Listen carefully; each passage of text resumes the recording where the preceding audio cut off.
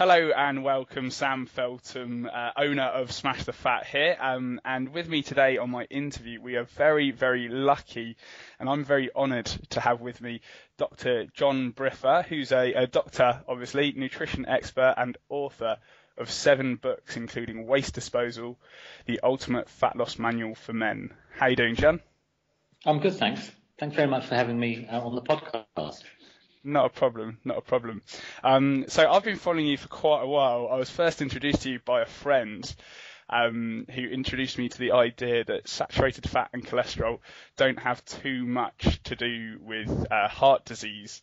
And I was like, you sure about that? Because I swear I've heard that, it's the gospel by a lot of doctors, really, isn't it?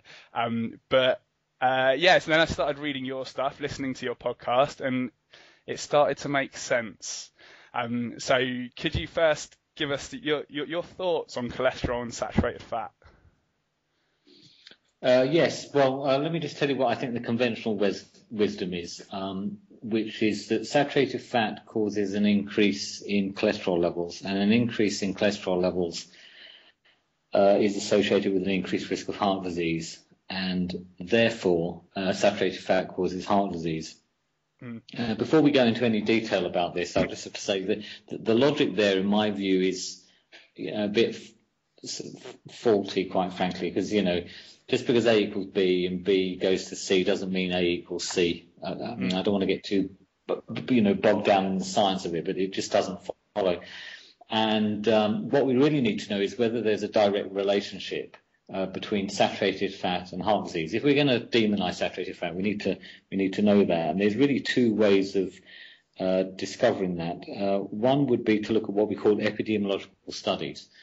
And these are basically studies where they take a group of people and usually they follow them over a period of time and they look at, for example, the relationship between the amount of saturated fat they eat and their risk of heart disease. Okay. Now, there's a lot of epidemiological evidence in this area now, and it's been reviewed a couple of times in the last 2 or 3 years, and essentially the big reviews on this don't show any significant links between saturated fat consumption and heart disease risk. And that doesn't necessarily absolutely prove there is no link, but it sure strongly points in that direction. If we really wanted to know, though, whether saturated fat causes heart disease, the best studies really are what we call intervention studies. That's basically where you take a group of individuals and you expose them to, say, diets lower in saturated fat. Typically in these studies, what they do is they lower saturated fat, or they attempt to do that at least, and or they'll replace saturated fat with supposedly healthier fats, usually what we call polyunsaturated fats. Or what is sometimes referred to as vegetable oils and fish oils, that sort of thing. And what these studies really are able to do is prove what we call causality. Because if these studies do in fact show that eating a low saturated fat diet leads to a reduced risk of heart disease, that is pretty good evidence suggesting that saturated fat causes heart disease. Anyway, again, we've had reviews of this type of scientific evidence in the past, and the most recent of these actually came out in July when there was a review of 48 studies, what's called a meta-analysis, so an amassing of all of the evidence, and that was published, as I say, in July. And basically when people reduce their fat consumption, or they modify the nature of the fat, usually reducing saturated fat and increasing their polyunsaturated fats, it doesn't reduce the risk of heart disease risk of heart attacks or stroke, risk of death from these conditions. It really does not improve health. That's what the evidence basically shows. So we really don't have any good evidence at all that saturated fat is linked with cardiovascular disease, and neither do we have any good evidence that eating less saturated fat reduces risk of cardiovascular disease. So you kind of wonder why we're sort of so hooked on it. I mean, I know it's been a long-standing thought, and I also used to buy into that thought, Sam, because, there was a time some years ago where I believed that saturated fat caused heart disease.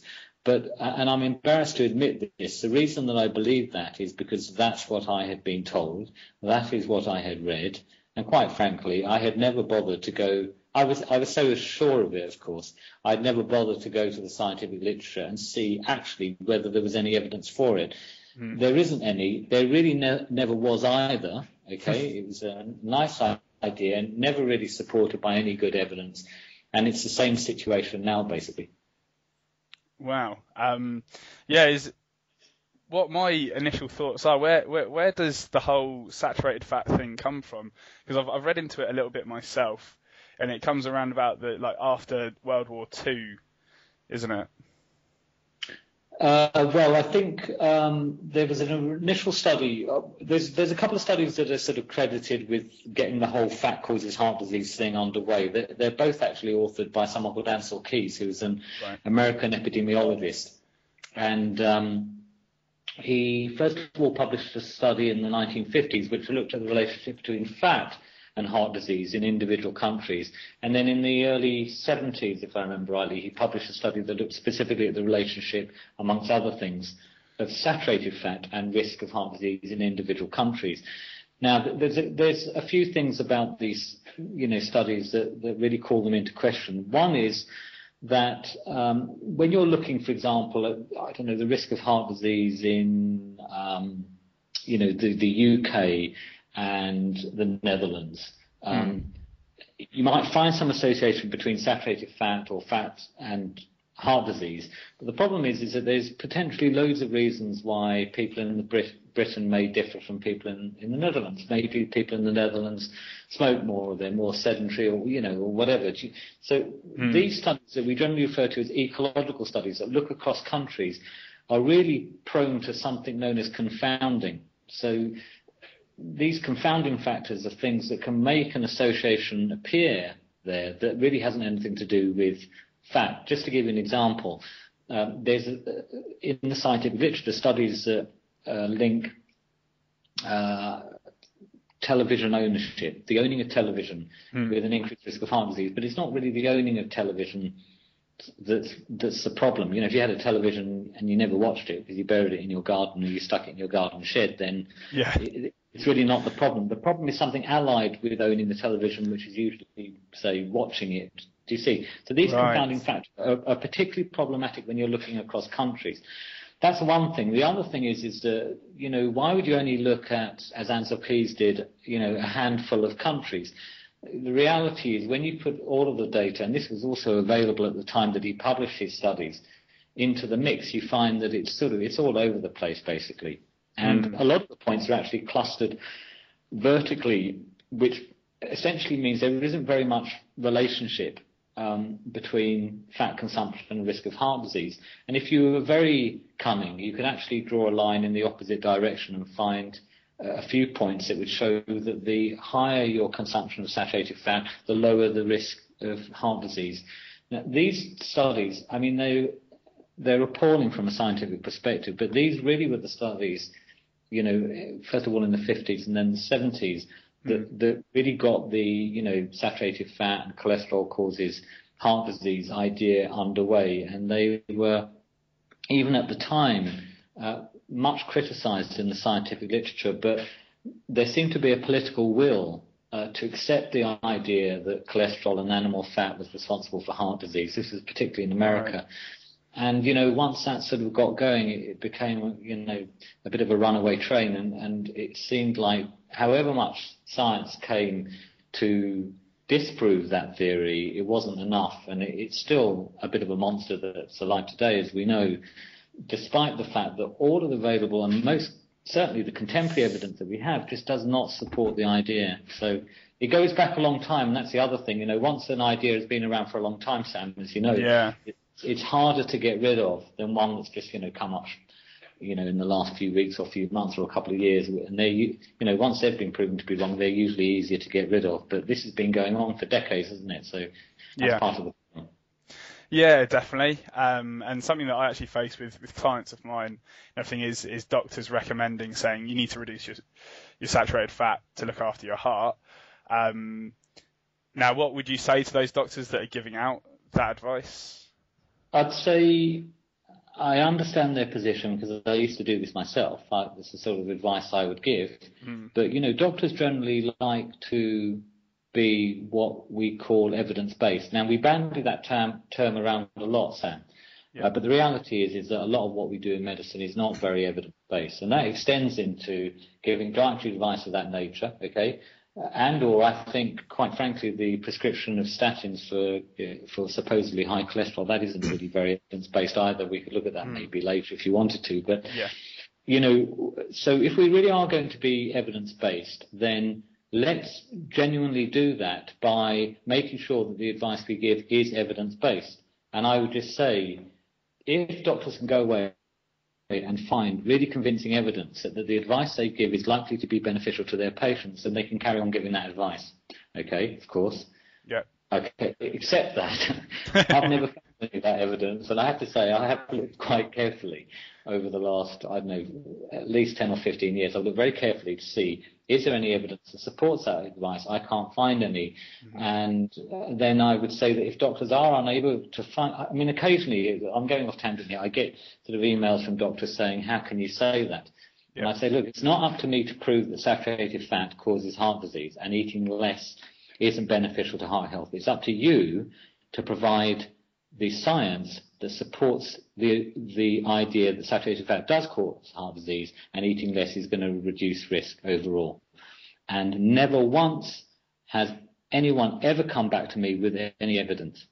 So I've kind of become convinced. Sometimes they'll be gracious enough to write back and go, yeah, thank you. I looked and I couldn't find anything, okay. Usually that's the end of the debate and I never hear from them again. And I've sort of come to the conclusion, because I don't mind people going away and looking. I'm not that interested in being right. I'm just interested in us collectively being right and giving the best advice that we can. So what would I say to those doctors? Go and check your facts. And if you find that you don't have it quite right, then you should adjust the advice that you give. That's what I would say to them. Brilliant. And so I'm guessing that you might not be saying just eat saturated fat. What do you actually recommend to your clients and patients? Okay, yeah. I wouldn't say don't eat, just saturated fat. I also wouldn't say, just eat broccoli. Because what I'm getting to is the fact that, in my view, saturated fat is a constituent in a healthy diet, okay? But it shouldn't be overemphasized. Nothing should be overemphasized, because then you risk leaving other things that you require for a good diet out, okay? So one of the beliefs that I have is that, generally speaking, the best diet for us is going to be a diet based on the foods that we've been eating the longest in terms of our time on this planet, because they're the foods, we've evolved to eat. They're the foods we're best adapted to, and are going to be generally the best foods for us, Sam. That's a basic belief of mine. Now, when you look at it like that, you'll realize, for example, that saturated fat, which has been a constituent of the human diet forever, shouldn't be a problem, and indeed the science supports that. You see, this is where science and common sense, actually, in my view, are utterly consistent, okay? And actually, when you look at foods as a whole, I mean, this is a little bit nuanced, but when you look at it as a whole, I think both the common sense of eating what you might call primal diet or Paleolithic diet and the science are essentially utterly consistent. So you look at, for example, and this won't be a shock, vegetables generally healthy, the evidence supports that, fish, particularly oily fish, generally healthy. And then there's a seeming disconnect if you believe, for example, that saturated fat causes heart disease, but of course it doesn't. If you believe that nuts are fattening, for example, then there's another disconnect. Nuts are a primal food, of course, but actually the evidence shows that, if anything, nuts help weight control and promote weight loss in people that need to lose weight, and are also very healthy and are associated with a reduced risk of heart disease. Artificial sweeteners, they're promoted as healthy, of course. No good evidence that they promote weight loss. There's never been any good studies done in that area. And there are some studies that suggest that they're harmful to health. You look at margarine, again, getting back to fat, promoted as something healthy. It's a very new food. Technically and theoretically, it shouldn't be a healthy food. And what do you find? There's no good evidence linking it with the reduced risk of heart disease.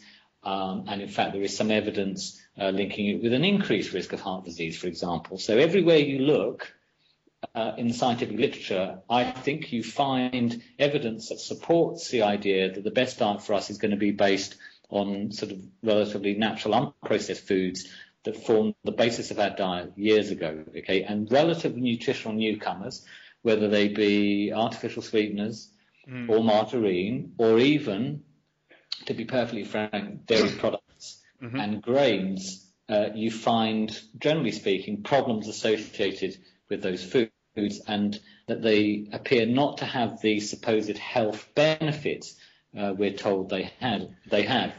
Grains are a classic example of that, in my view, a really classic example, in that, they're generally promoted as very healthy, and, because they're high in fibre and low in fat, for example. That means nothing, of course. Carpet tiles are high in fibre and low in fat. It doesn't make them good to eat. But then we know that the foods are generally unnutritious, by the way. We know that they disrupt the body's chemistry, particularly blood sugar and insulin levels, in a way that predisposes to weight gain and diabetes and heart disease. There are studies that show that over time, taking saturated fat out of the diet and replacing it with grains is associated actually with an increased risk of heart disease risk, and yet this still forms, basic nutritional advice: get the fat down, get the grains in, base your diet on carbohydrate, So that is the broad advice I would give people. Keep the diet essentially based on foods that we've been eating a long time. So that's meat, fish, eggs, nuts and seeds, fruits and vegetables. Those, in my view, should be the core foods. Now, we can have other foods in there. I'm not saying it has to be just that. I'm not very, very strict with my dietary recommendations, as I believe we have to live. Occasionally you're going to want to drink some alcohol, eat some yogurt or whatever it is. Overall, that would be the advice that I would give. Definitely. So if saturated fat isn't really the cause of heart disease, what is? Yeah, that's a very good question.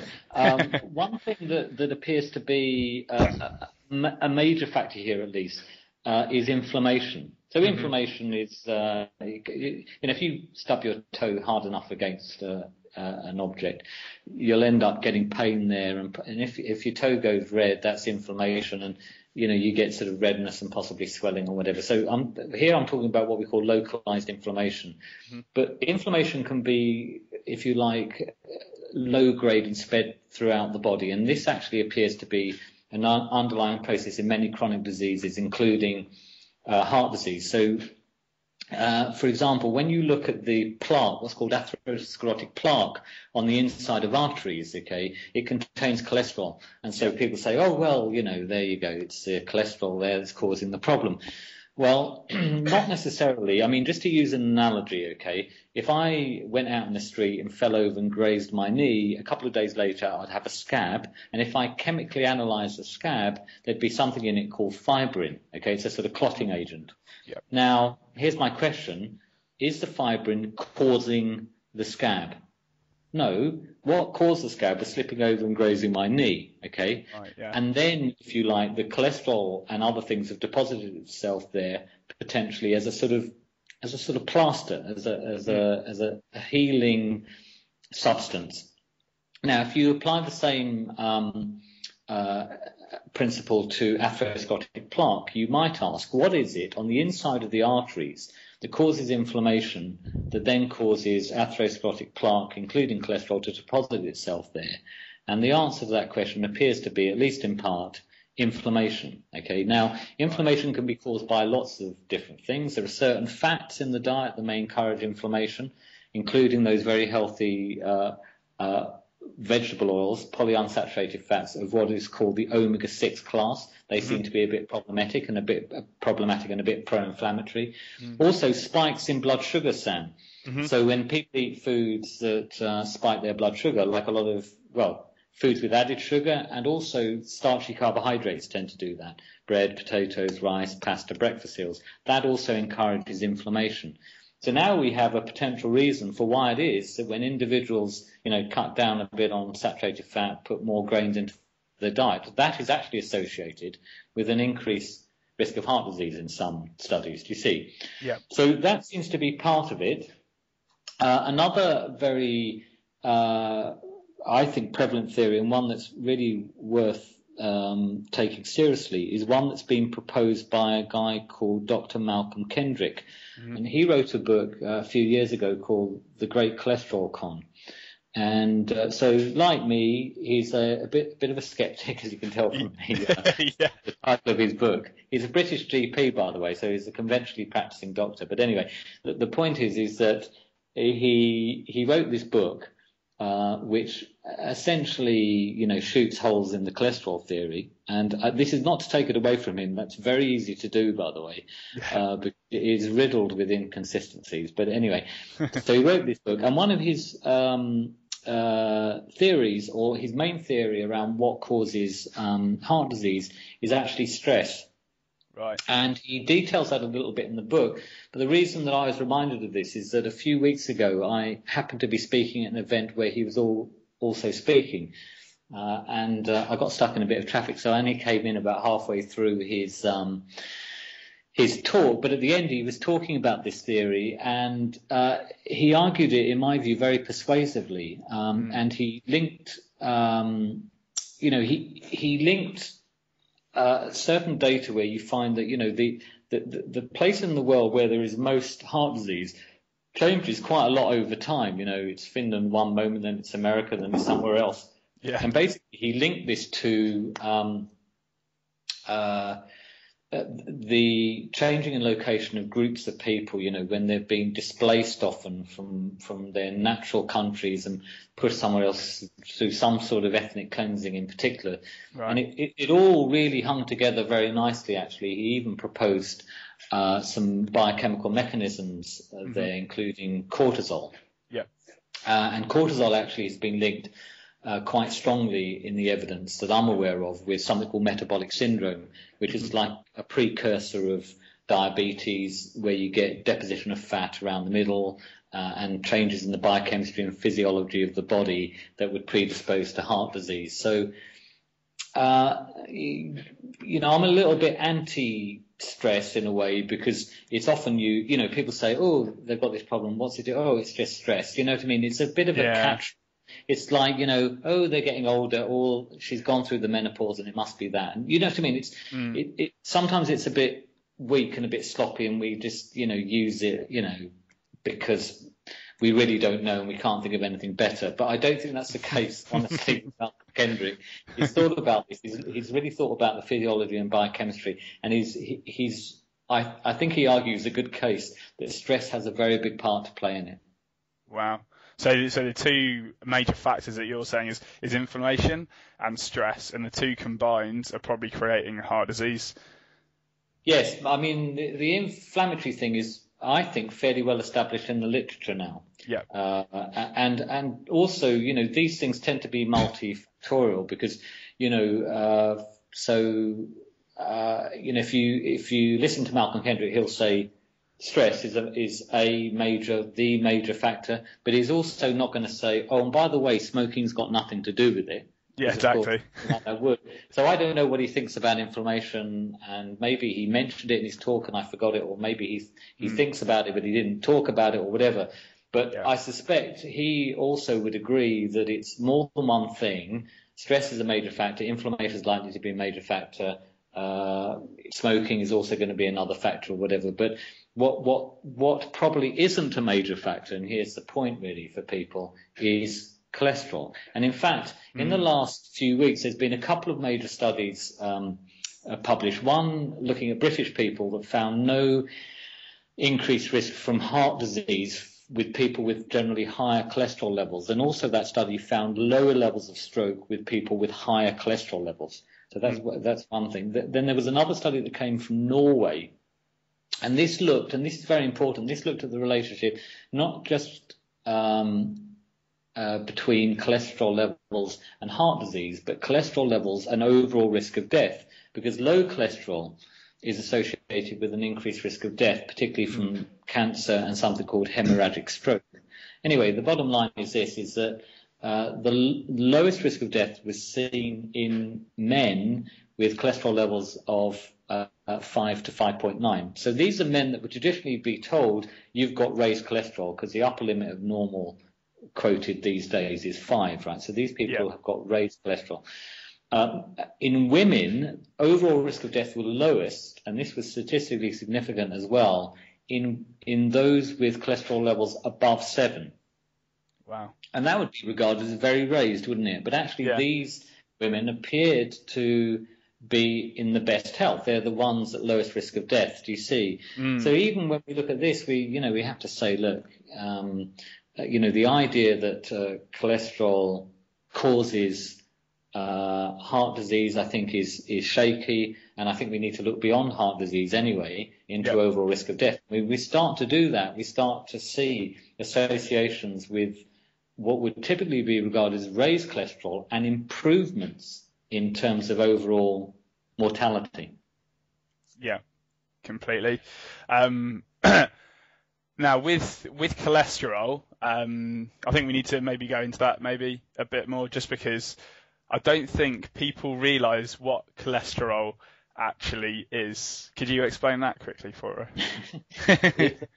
It's a fatty-like substance that's transported around the bloodstream, and the idea is that high levels, get into the artery wall and contribute to what we were talking about earlier, atherosclerotic plaque. Okay, and as I said, just because it's in atherosclerotic plaque does not mean it causes heart disease.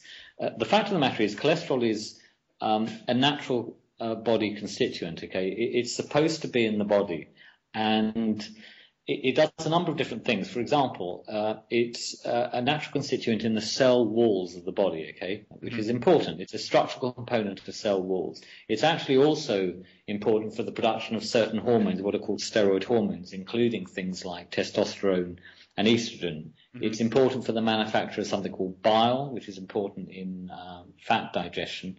It's also a key building block in something called vitamin D, and vitamin D isn't really a vitamin, it's more a hormone, and that substance is associated with a reduced risk of all sorts of things, including many forms of cancer, heart disease, multiple sclerosis, and also improved immunity, for example. So this is a natural body constituent. And if you look at, average levels in the UK, they come in at around, I believe, 6, okay? And yet we're telling people the upper limit of normal is 5. And so essentially we're telling people with lower than average levels of an essential body constituent that somehow is causing disease. It's still too high. And that, to me, just fundamentally, you're just applying a bit of common sense, and doesn't really make sense. Do you know what I mean? And then when we look a bit deeper at the science, we find that that's not very supportive. I will just say, I know you didn't ask, but one of the things that's used to supposedly prove the idea that cholesterol causes heart disease is that when people take statin drugs that reduce cholesterol, then it reduces the risk of heart disease. Now, of course, that would be absolutely fine as proof if statins only reduced cholesterol, but they don't. One of the other effects they have a number of effects, but one of the other ones is they're anti-inflammatory. Okay, they also thin the blood. They're also good for the health of the lining of the blood vessels. So the bottom line is this: is that it could be that the heart disease reducing effect of statins doesn't have anything to do with their impact on cholesterol. Now, there is actually some evidence that supports this. Because if you take people with low cholesterol or normal cholesterol, so these are people not at increased risk of heart disease, and you treat them with statins, it reduces their risk of heart disease. But if their cholesterol was not putting them at increased risk of heart disease, then how have statins worked? Well, probably not through cholesterol reduction. Here's another thing. Cholesterol is not a major risk factor for stroke. Many studies show actually it's not a risk factor at all. Now, statins reduce the risk of stroke, so then it's highly unlikely that the benefit there is down to any cholesterol reduction, if cholesterol is not a risk factor for stroke. Do you see? So when you look, you see that, some of the arguments that are used to support cholesterol as being a causative factor in heart disease don't basically stand up at all. So essentially, I don't view cholesterol as this, terrible, deadly substance as it's made out to be. I view it as a natural constituent. Of course, you could have two high levels, okay? You could also have two low levels, of course, okay? Just like you can have, high blood pressure, low blood pressure, and whatever. But, telling people that their cholesterol level of 5.2 is putting them in some sort of mortal danger of keeling over any moment now, I think is really unsupported by the science. And I don't think it's good advice to people. And anyway, we've put way too much emphasis, in my view, on cholesterol reduction.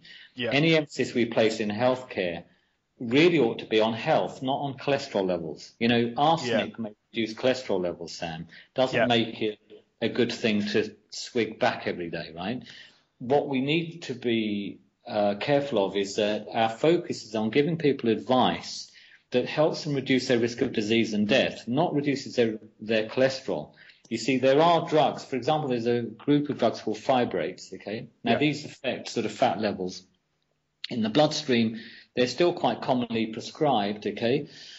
They appear to improve cholesterol parameters, for example. But the fact of the matter is that when you treat people who are basically healthy with fibrates, there's a review published in 2005 found that they're actually associated with an increased risk of death.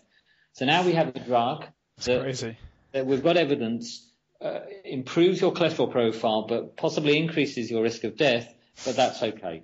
Do you see how mad the trouble we can get into when we put our focus on blood fat levels and we don't put it on where we ought to be putting our focus, which is health? I'll give you another example. There's a drug called ezetimibe, which was several years ago licensed for cholesterol management. It works differently to statins. It blocks cholesterol absorption in the gut rather than blocking its production in the liver.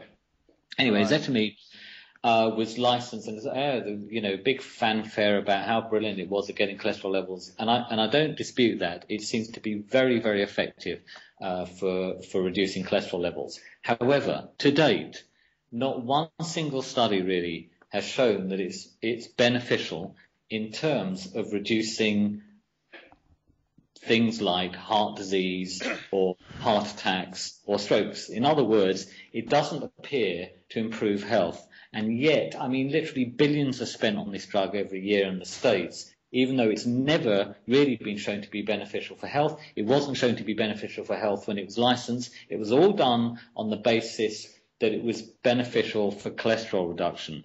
And as I say, arsenic, cyanide, strychnine, they could all be brilliant at reducing cholesterol levels, but quite frankly, that doesn't make them appropriate things to be prescribing to people and, in an effort to get their cholesterol levels down. It's not what we should be focused on. That's crazy, isn't it?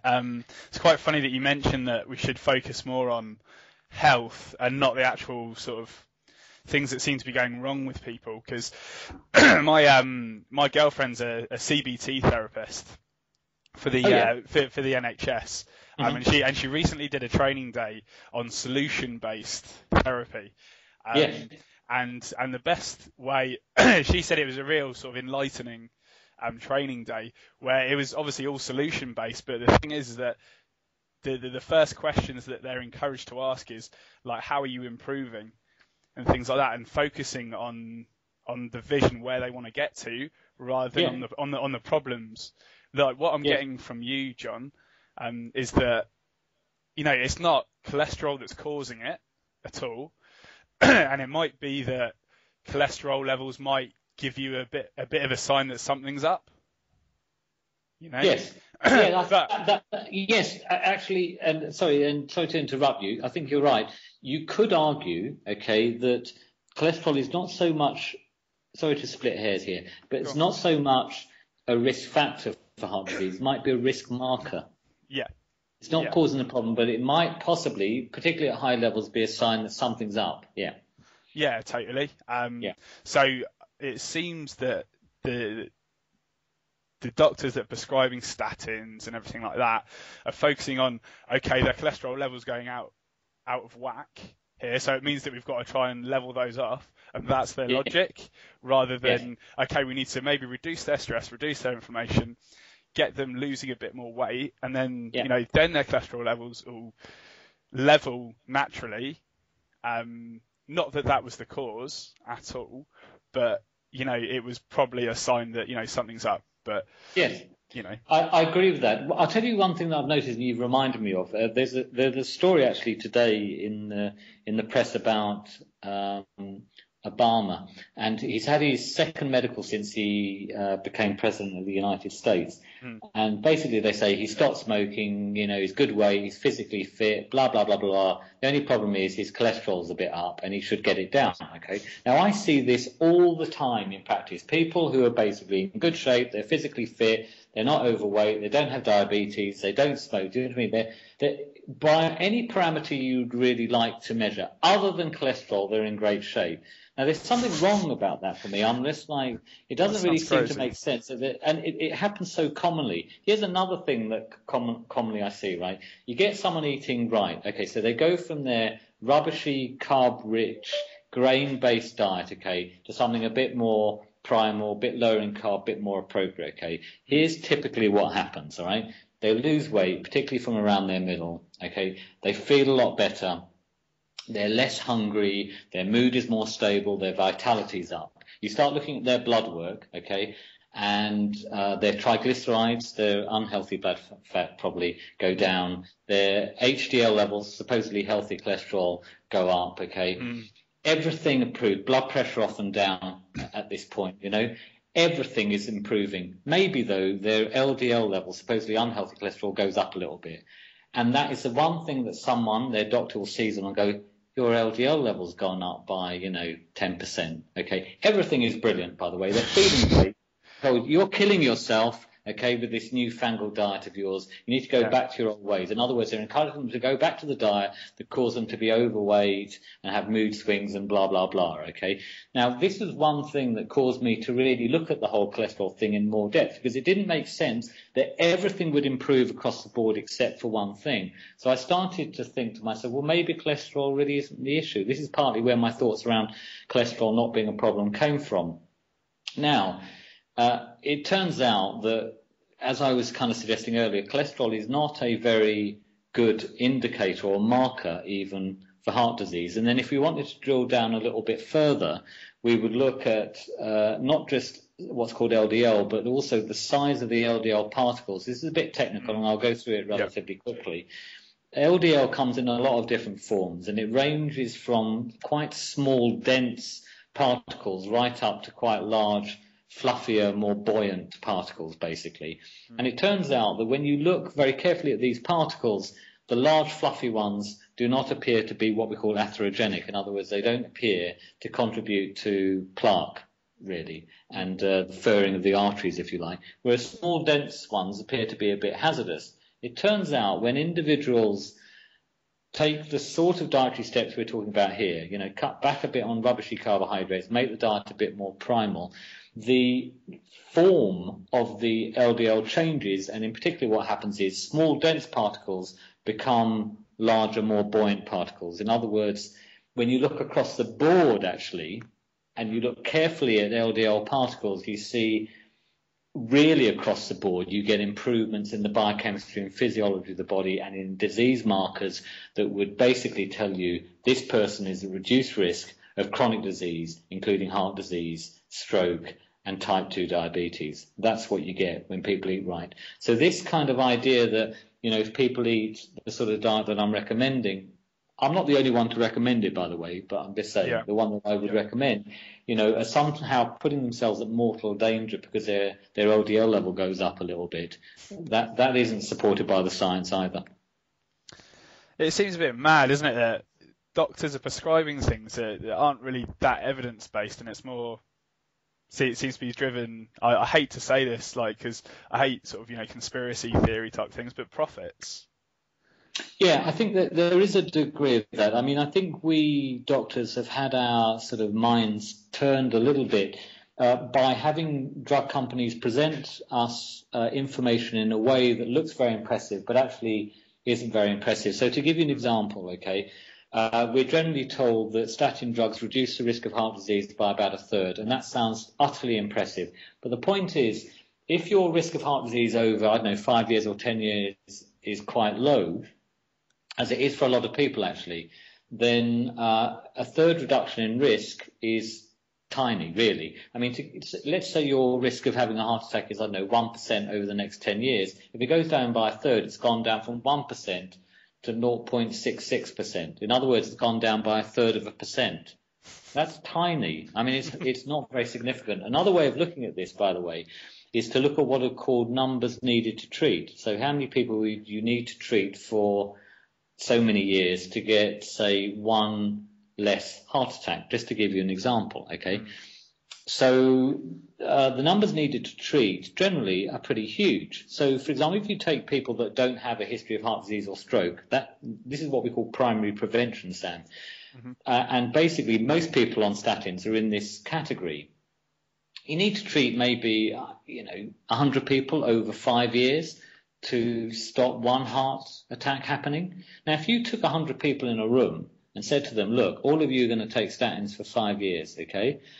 One of you is not going to have a heart attack. A significant number of you, though, are going to have side effects, maybe some liver damage, maybe muscle damage, maybe weakness, maybe some depression, something like that, okay? How many of those individuals do you think would put their hands up and go, yeah, I'll sign up for that, no problem? Because I've asked this question repeatedly in practice and in front of audiences, and no one's been brave enough to go, yeah, it sounds like a really good idea. So my objection partly is to the fact that we doctors have in our heads statistics that don't really reflect what happens when you use these things in the real world, okay? We're not encouraged to have those thoughts basically in our heads. I mean, even if you take people at high risk, the numbers needed to treat are still high. Let's say they're about 30. That's not untypical for a study. So you need to treat 30 people, I don't know, for 5 years or whatever to prevent a heart attack. Those are better, those statistics, right? But that means that over, I don't know, several years, 29 out of those 30 people are not going to benefit. In other words, the vast majority of people that take these drugs will not benefit, and a significant minority will have adverse effects.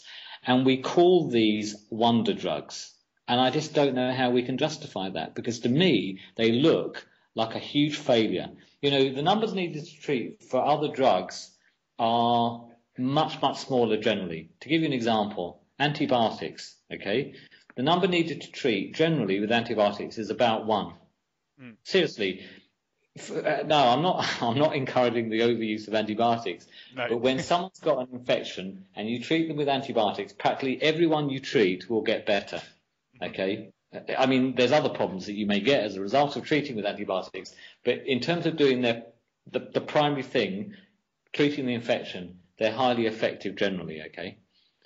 And yet we have these other drugs, the numbers needed to treat 30, 100, and we go, oh yeah, they're brilliant, why don't we put them in the water supply? I mean, it's mad, really. Anyway, it's like fluoride and stuff like that, but that's another. Don't start me on. Yeah, but you see how if we don't give our patients information in this way, we are potentially misleading them. We tell them about third reduction in risk and how brilliant they are. Okay, what we're not really telling them is what their likelihood of benefiting from the drugs are, and also what the potential hazards are associated with the drugs.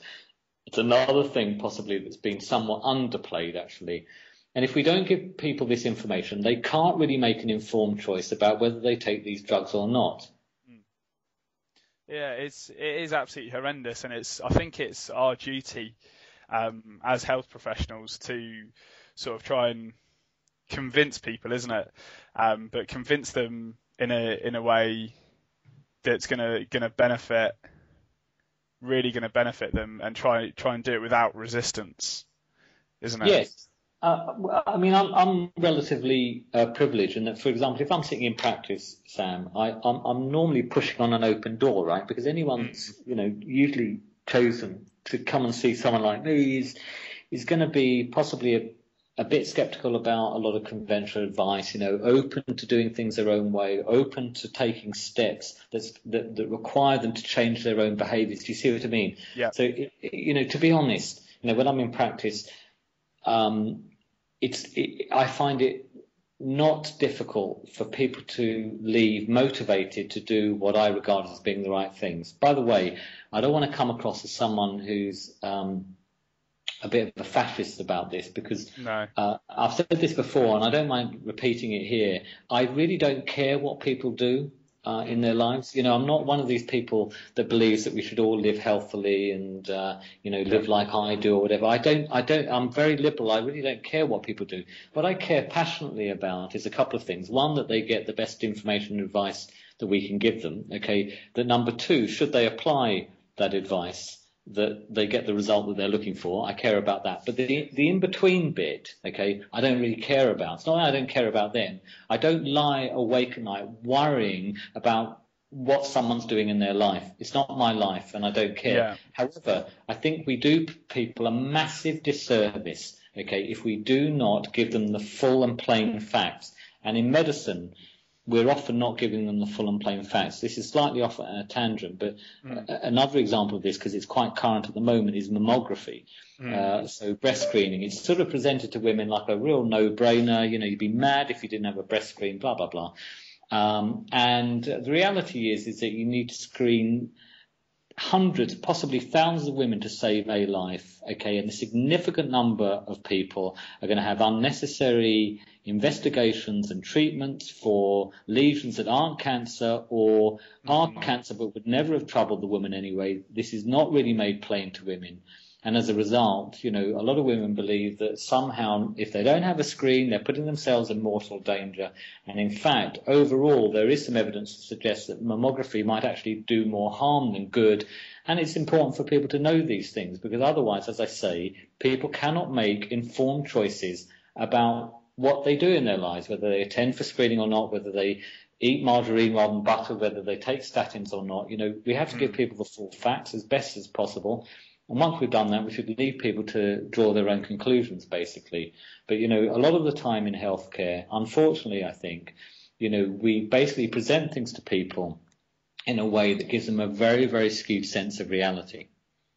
Yeah, it really does. And, adverts on TV and marketing campaigns, sort of, on buses and posters and things like that really don't help in terms of, when they say low fat this and low fat that, and it's sort of really driven into people's faces, isn't it? Yes. And I've got a fundamental problem with it, partly because I don't think fat is the thing that we need to focus on, which is what I said earlier. Yeah. And look, there are some fats that are definitely worth avoiding, in my view. So industrially produced fats, what are called partially hydrogenated fats, and what are called interesterified fats, and you find these in margarine and processed foods and whatever. They're definitely worth avoiding. But fats found naturally in the diet do not appear to cause heart disease. Some of them are quite strongly linked with a reduced risk of heart disease, okay? And fat inherently is not fattening either, because that's the other thing we have about fat. It's going to cause people to be fat. Now, this is something I explore in considerable depth in my forthcoming book. It's called Escape the Diet Trap, and I actually talk in that book about this idea that, if we become a bit fat phobic like we have done, we put our emphasis on carbohydrates. Carbohydrates generally drive more insulin secretion than any other part of the diet, okay? And insulin, one of the things it does is drive fat into the fat cells, essentially, and keep it there, more or less. It stops it sort of being mobilized and flowing out of the fat cells, okay? And these are just a couple of things that it does. So basically it's fattening.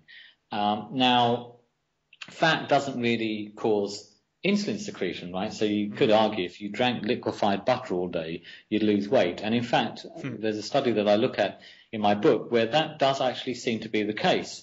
If you feed people nothing but fat into their vein, okay, this is a study from 1992, people liberate fat from their fat cells as readily as when you feed them nothing at all. In other words, and this is part of the reason why when people eat quite fat-rich diets, they very often lose weight very effectively. It's part of the reason. Yeah. We need to think about fat in the body as being much more than some sort of caloric imbalance. If we understand it more hormonally, okay, then we get a much better idea, I think, of what really works. And certainly in practice, I've realized that, when individuals eat low-fat diets, and this has been proven scientifically, they very rarely lose weight. in significant amounts in the long term. But when they eat a bit more primarily, the results are generally much better. The other thing is that there's another very important hormone in body weight management called leptin. And leptin is actually secreted by fat cells. And what it does basically is act on a part of the brain called the hypothalamus, where it speeds the metabolism and it curbs appetite. So if you imagine as you're getting fatter, you make more leptin, and supposedly that will then stop the rot. That's all fine unless your leptin doesn't work very well. And what causes leptin not to work very well? Well, one of the things that causes leptin not to work very well is something called inflammation. Okay, so inflammation now in the brain can cause leptin, what's called resistance, so leptin resistance, and leptin resistance then will cause you to have a sluggish metabolism and to be hungrier than you should be. And now your body isn't telling itself you can burn off this fat and eat less, okay? It's just letting you get fatter and fatter, okay? So a lot of people believe that, a lot of scientists, some researchers at least, believe that leptin resistance is a sort of a powerful kind of underlying factor in some cases of obesity. What causes inflammation? Well, a number of things. Potentially all those supposedly healthy refined vegetable oils that are rich in omega-6, which are generally pro-inflammatory, as well as spikes in blood sugar, okay? So what are they? Those are the foods that we talked about earlier, including bread, potatoes, rice, pasta, and breakfast cereals. What do we tell people wanting to lose weight? So when you're going to eat fat, make sure it's vegetable oils. And number 2, base your diet on starchy carbohydrates like bread, potatoes, rice, pasta, and breakfast cereals. And when you start looking at it this way, and you look at these biological and biochemical mechanisms, you realize that conventional nutritional advice is probably driving obesity. Probably. It is. It's really bad. I was watching a Channel 4 program the other day called The Food Hospital. I don't know if you've heard of it. And I love the sentiment, but one of the doctors was talking to this lady about her insulin and how to reduce insulin secretion in the body, and she said you could change your pizza base, your white pizza base, to a whole wheat bread, pita bread, and my heart sank. My heart actually sank, and I know that there'll be a slight decrease in the glycemic index.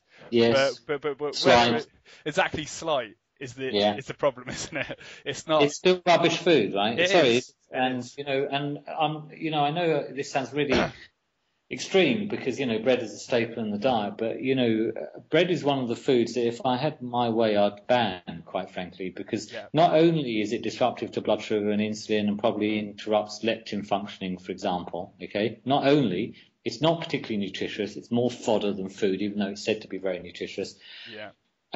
This whole story about insoluble fibre in the bowel, that appears not to be scientifically based either. In other words, it doesn't appear to benefit the bowel to have insoluble fibre in terms of reduced risk of colon cancer. Okay, and then on top of that, it's quite a common cause of problems. So we have things called lectins and gluten in wheat that can cause everything from celiac disease to irritable bowel syndrome to fatigue and other symptoms. It's a thoroughly undesirable substance in my view. Now, some people tolerate it, and it might be okay in small amounts. But going from like a refined flour pizza base to a whole wheat pita base, that to me is just swapping deck chairs on the Titanic. Quite frankly, it really it's me. They're still both roundly unhealthy foods, quite frankly, and that's that. Exactly, and it's really not going to help her out with her insulin anyway. But it is quite sad. But hopefully we've debunked a few myths there. I think the best way to round it up is that saturated fat certainly is not a cause of heart disease. Neither is cholesterol, even though it might be some sort of sign that something might be up with your arteries. And that, don't go crazy on saturated fat, but, don't ban it either. Yeah, that's right. I mean, I think that saturated fat is a potential constituent in a healthy diet, right? Yeah. And that's what I think is important. And I think that, any steps that an individual takes in order to improve their health should be directed towards improving their health. cholesterol is not where the focus should be. Okay, we've seen the disasters that can happen, where you can give people drugs that improve cholesterol profiles that actually, either don't help them or possibly even harm them, So the idea should be, what's the best diet for health? What's the best exercise for health? Not what's good for reducing cholesterol. Once we get our focus there, and by the way, diet and exercise are only two things. Yeah. People, might think of other things, psychological, a bit of CBT, for example, not a bad idea for some people, sleep, sunlight exposure, all those kind of things. And they start putting those into the mix, stop concentrating on cholesterol, start focusing on health. And that's how individuals end up living sort of vibrant, healthy lives, not by popping statins. Absolutely. 100% agree with you, Doctor. John. Yeah. Sorry, John. Right. But yeah, thank you so much for joining us today. It's been an enlightening 50 minutes. Now, you briefly mentioned your forthcoming book. What was that called again?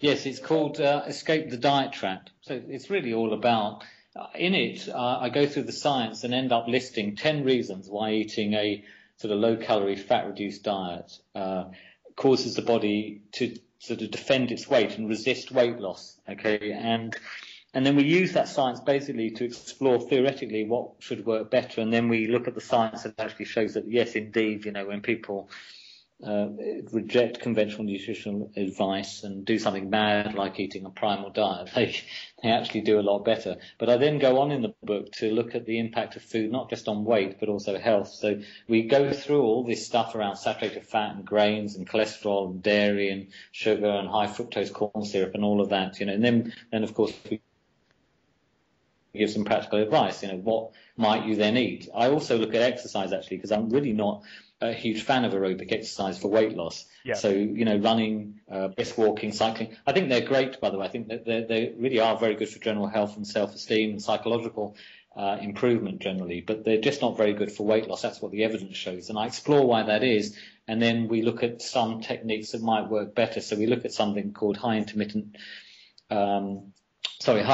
intermittent exercise, which I'm sure you're familiar with, Sam, yep. As well as something called what we used to call interval training, by the way, in the old days. But anyway, and we also look at something called intermittent fasting and how that might promote sort of fat loss. So it's sort of it's as complete an account of how to